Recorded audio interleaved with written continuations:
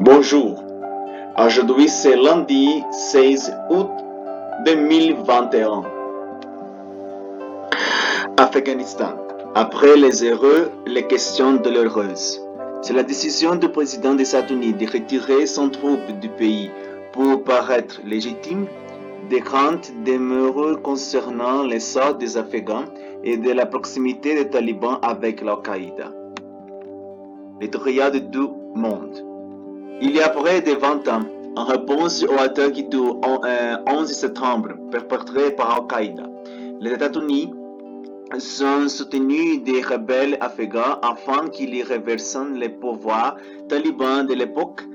La légitimité de cette politique était que les talibans, bien qu'ils n'aient pas été complices de l'offensive à New York et à Washington, refusaient les livrer Osama Bin Laden et ses combattants.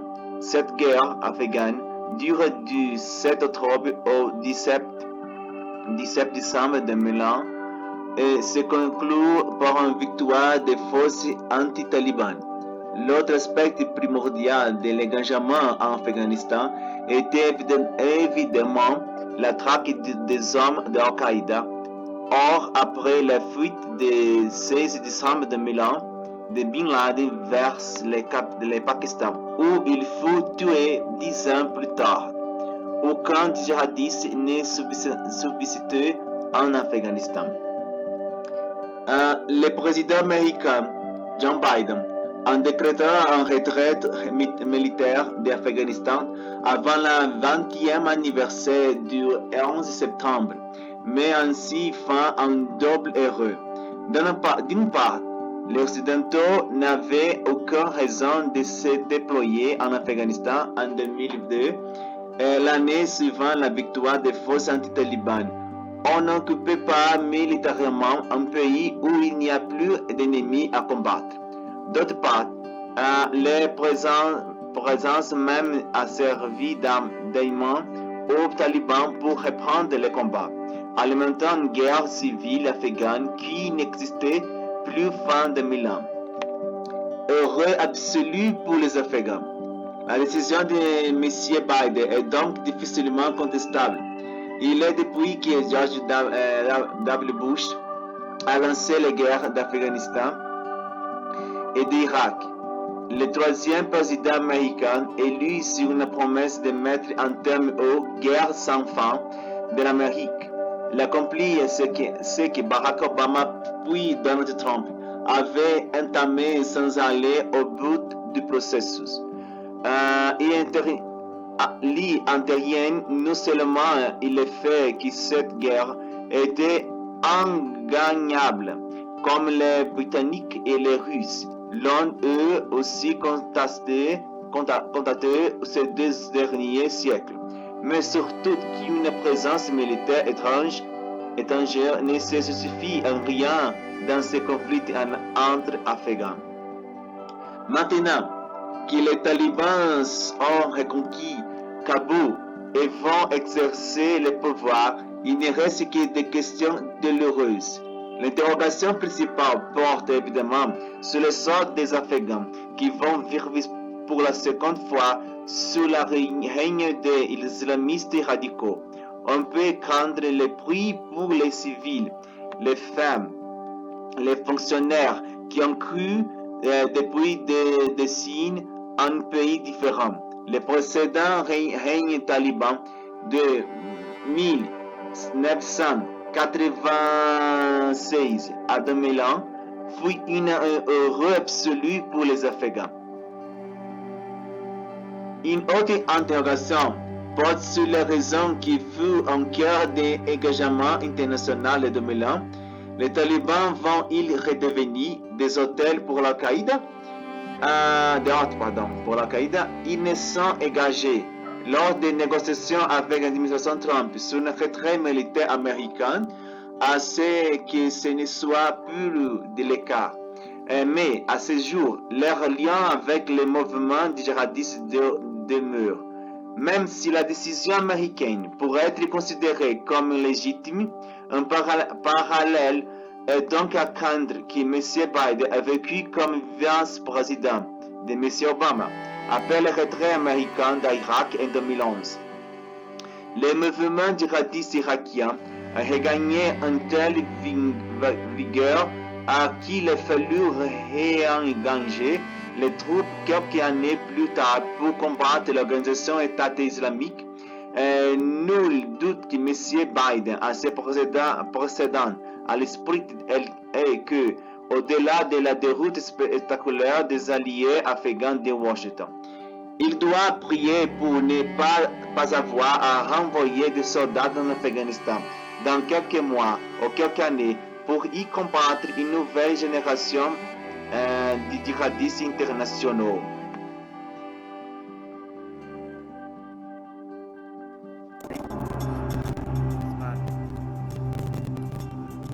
Ces hommes en traits militaires déclinent leurs identités à tour de rôle.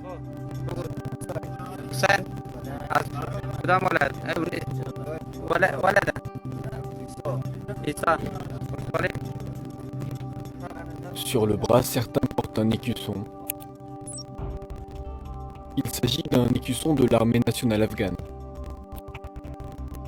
Cette vidéo a été diffusée le 11 juillet 2021 par les talibans, un mouvement islamiste afghan. Elle montre des soldats de l'armée régulière afghane, gardés captifs par le groupe armé. Depuis l'annonce du retrait américain d'Afghanistan le 1er mai 2021, les talibans ont intensifié leur offensive contre le pouvoir central afghan. En 3 mois de combat, le groupe est passé de 78 à 224 districts contrôlés, soit plus de la moitié du pays. À quoi ressemble cette reconquête? Le monde a collecté des dizaines de vidéos tournées en Afghanistan ces derniers mois. Une fois authentifiées, elles attestent de l'étendue de la reconquête talibane, parfois jusqu'aux frontières de l'Afghanistan.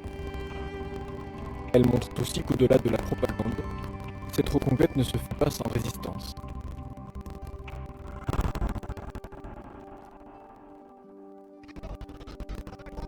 Le 1er juillet 2021, cette vidéo est postée sur Twitter. Autour de la tête de cet homme, un bandeau blanc. C'est une partie du drapeau de l'émirat islamique de l'Afghanistan, l'État autoproclamé des talibans. L'homme avance derrière un T-55, un char d'assaut de conception soviétique, utilisé par l'armée afghane.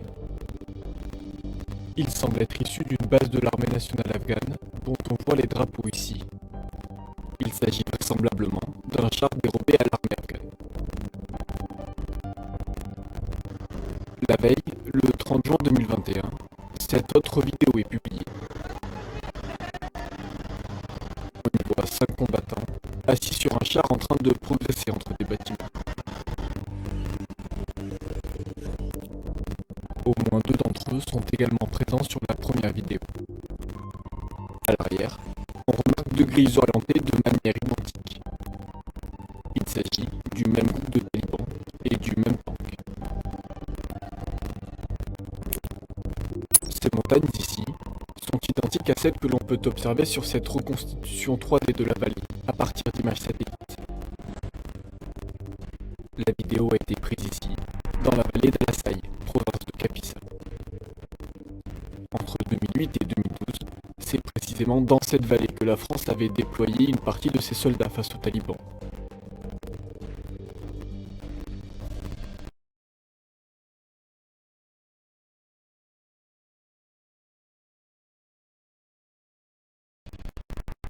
Mais la Kapisa est loin d'être la seule province à être tombée sous le contrôle des talibans. 9 juillet 2021, cette vidéo est postée sur YouTube.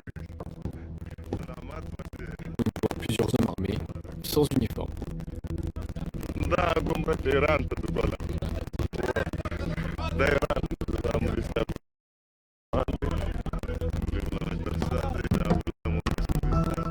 Le jour suivant sur Twitter, une autre vidéo est publiée. Sur les 2 vidéos, on retrouve certains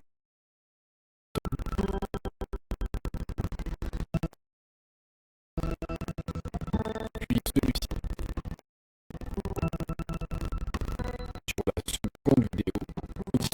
panneaux avec des drapeaux afghanes.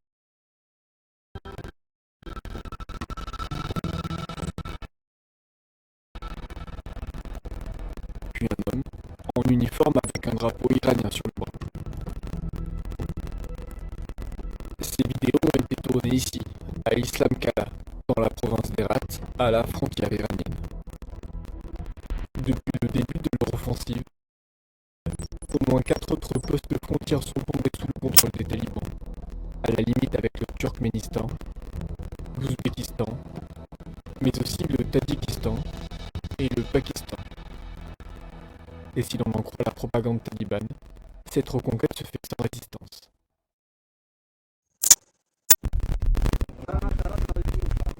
Ces images, publiées par le porte-parole des talibans le 1er juillet, montrent la supposée reddition de soldats de l'armée nationale afghane.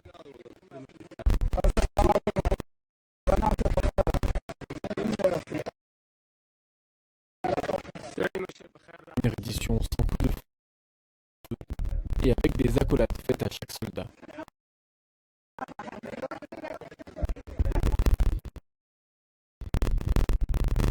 Lorsque l'on observe les publications des talibans sur les réseaux sociaux, ces scènes sont courantes.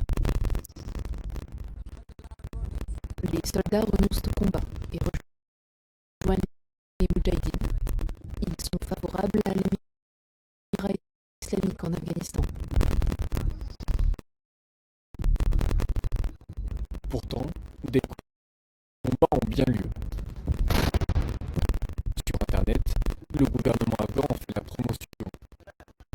Dans le centre de la province de Badghis, des zones importantes ont été reprises aux terroristes. Ils ont subi de lourdes pertes et fui.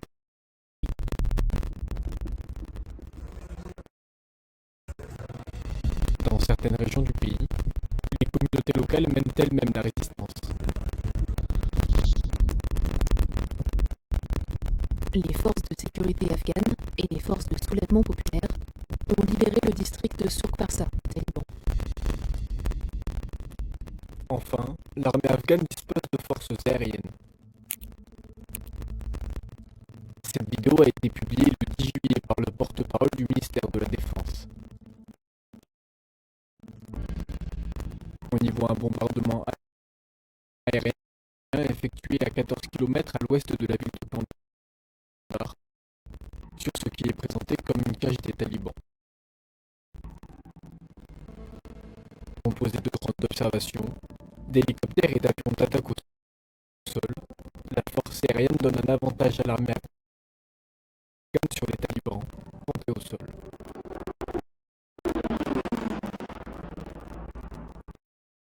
Avec le départ américain, toutefois, ces forces aériennes sont affaiblies. Le retrait américain a fragilisé la petite force aérienne afghane, simplement en la mettant sous pression, c'est-à-dire en l'obligeant à intervenir beaucoup plus que ce qu'elle est habituée à faire et dans des conditions extrêmement difficiles. Si aucune capitale de province n'était tombée sous le contrôle du groupe fin juillet 2021, la plupart étaient encerclées. En réaction, les 20 et 21 juillet 2021, de nouveaux bombardements ont finalement été réalisés par les États-Unis.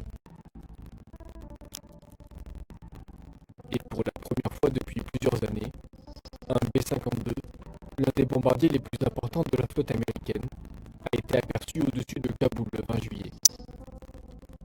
C'est très probablement un signal envoyé à l'opposition, mais aussi au régime, disant qu'il y aurait maintien d'un soutien aérien américain.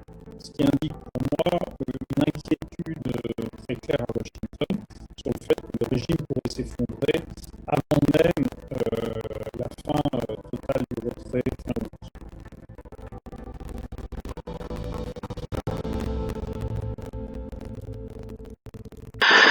Malheureusement, les peurs, l'heureux à entrer en Afghanistan.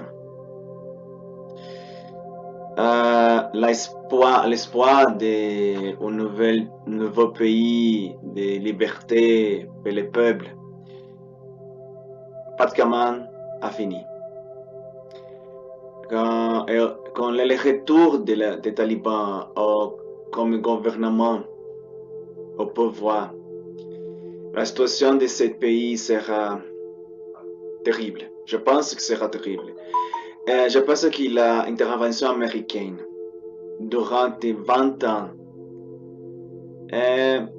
peut-être a apporté un peu de liberté, une nouvelle perspective de vue. Mais dans ce moment, qu'on a retiré de les troupes américaines,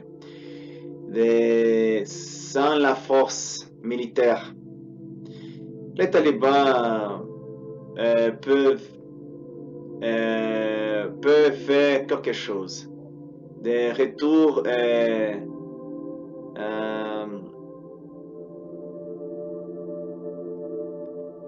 de retourner les années de 1996, de 2000, avec la loi de la charia, la loi islamique, la liberté des femmes. Je pense que la liberté des femmes a fini complètement. Je pense que la liberté de quelques personnes en Afghanistan de ce moment, ça a fini. Ça a fini complètement. C'est triste.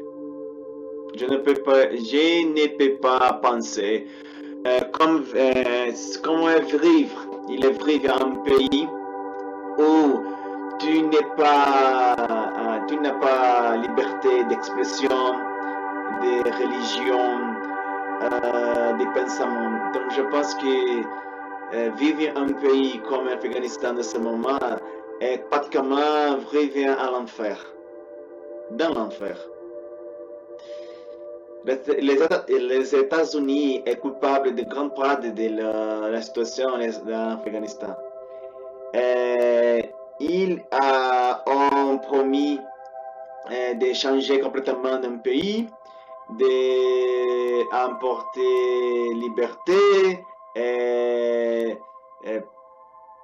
faire un pays occidental, un pays occidental en Afghanistan, mais ces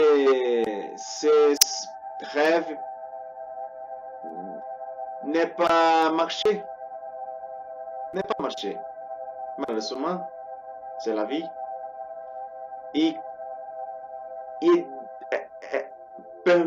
pour moi, est très difficile de comprendre comment un peu semaine au jour, les talibans ont conquis complètement tous les pays. Pratiquement 2-3 semaines, les talibans a dominé la partie nord, est, ouest, sud. Et la capitale hier, le président d'Afghanistan qui a cette forme sans lait à autre pays, a abandonné complètement le peuple. Les forces militaires qui ont décidé de non faire un combat contre les talibans. Il a préféré faire la union des forces. Je ne sais pas comment sera le futur de l'Afghanistan. J'espère qu'il soit un futur bon. Mais nous savons que les talibans est un groupe extrémiste d'un pensement complètement étrange de la région islamique. Et le peuple innocent. Et le peuple innocent qui ne peut pas échapper de ces pays, malheureusement. Une guerre qui a commencé à 20 ans, il y a 20 ans, dans ce moment, Je pense qu'à ce moment, Afghanistan est devenu un nouveau Vietnam. Peut-être. Qui sait. Merci beaucoup pour regarder ma nouvelle vidéo. S'abonner, partager et commenter. D'accord, mes amis? Donc, bon lundi à tous. Bon commence de semaine. Et merci beaucoup. Au revoir.